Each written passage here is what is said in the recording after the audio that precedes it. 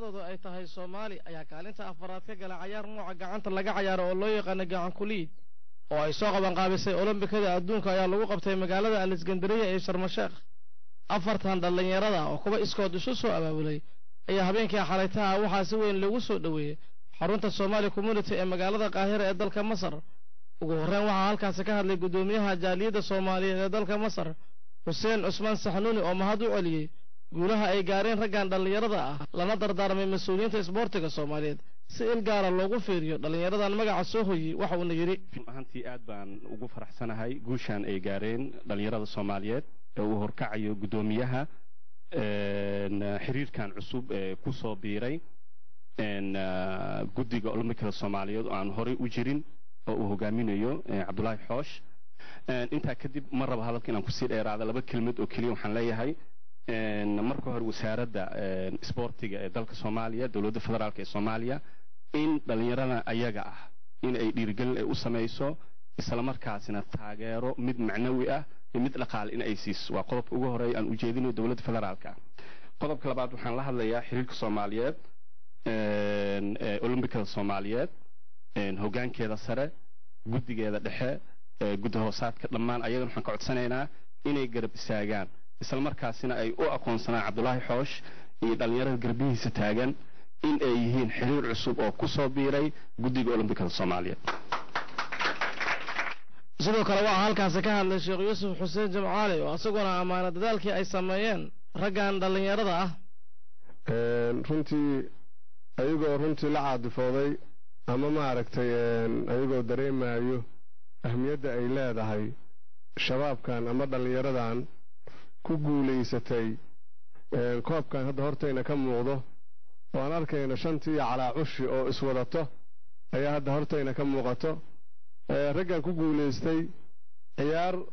aysan Olombikada Soomaaliyeed hore uga mid ahayn ayagu ay curiyeen kadibna ay la goob tageen guul weyn ay ka soo hooyeen waxaan aad iyo aad u dareensannahay sharafti Soomaaliyeed cid kasta xil baa ka saaran ninka ciyaar ku keeni karo iyo ninkii ku keeni kara qalin iyo ninkii ku keeni kara cod iyo ninkii ku keeni kara lacag maal iyo ninkii ku keeni kara aqoon sharafta Soomaaliyeed cid kasta mas'uul ayaa ka saaran xil ayaa ka saaran inuu soo celiyo. sidoo kale mas'uuliyiintii habeenkii xalayta halkaas ka hadlay waxaa ka mid ah Shidan oo ku hadlay magaca Somali Community iyo gudoomiyaha isboortiga jaaliyadda Soomaaliyeed ee dalka Masar Ibrahim Sheekh Cabdullaahi Macu gudoomiyaha SYO Mudane Tuuryare Kaltuun Rabiina Hufana oo ku hadlaysa magaca haweenka magaalada Qaahira. dhammaan gabi ahaanba dadkana waxay isku raaceen raggan inay magac iyo maamuus bay u soo hoyeen ummadda Soomaaliyeed guulana ay ka keeneen shirkii Olombikada adduunka ay kaga qayb galeen magaalada Sharm el-Sheikh ee dalka Masar waxayna sheegeen in naftooda iyo maalkooda ay u hureen isboortiga Soomaaliyeed. Cabdullaahi Maxamuud Xoosh oo ah maskaxdii ka dambeysay in guushan la gaaro hadal farxad ka muuqato waxa la ka jeediyay xarunta Somali Community ee magaalada Qaahira dareenkiisa waxa uu ahaa sida tan. sidoo kale hadda waxa joognaa waqti aan bilaabi lahayn hore waxa ku jirnay diyaaris hadda waqtigii aan bilaabi lahayn wax caawa aniga aan ku faanayo wadankayga ku faanayo dadkayga ku faanayaan ayay ii noqotay wixii aniga sameeyay haddii aniga heerkan aan gaaray caalamiyan iyo maxalliyan Soomaaliya gaartay Soomaaliya ayaa gaartay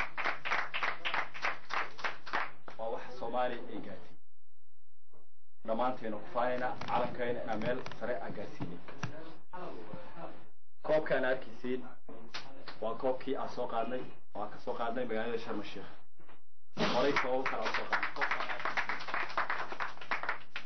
ciyaarta